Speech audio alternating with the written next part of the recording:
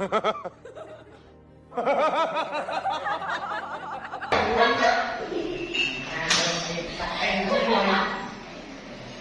vậy?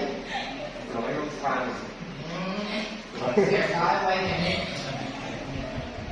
Ở giữa cuối chui làm sao? Mặt nhà nam nó quay môi có ai này? Oh my god!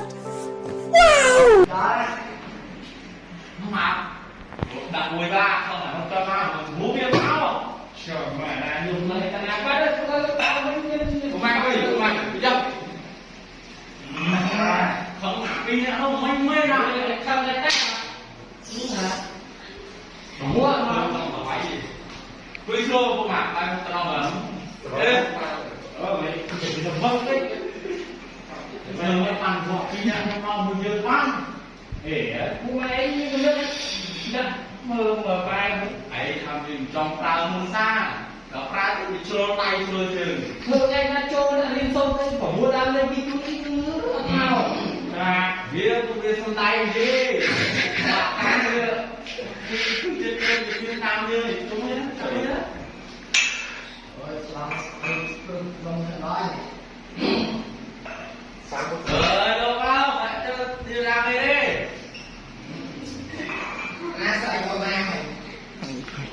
trở lại à đấy rồi nè nè Kia nó lại. đây lên để chơi về cô mẹ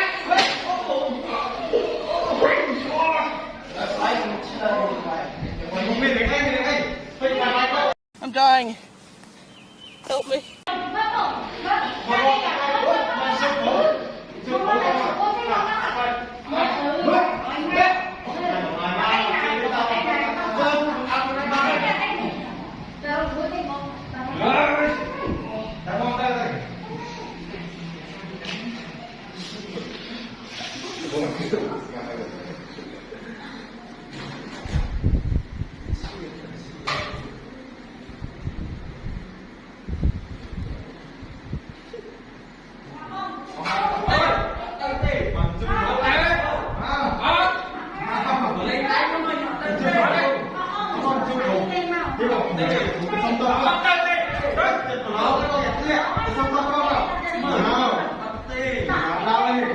Hãy subscribe cho kênh Ghiền Mì Gõ để không bỏ lỡ những video hấp dẫn.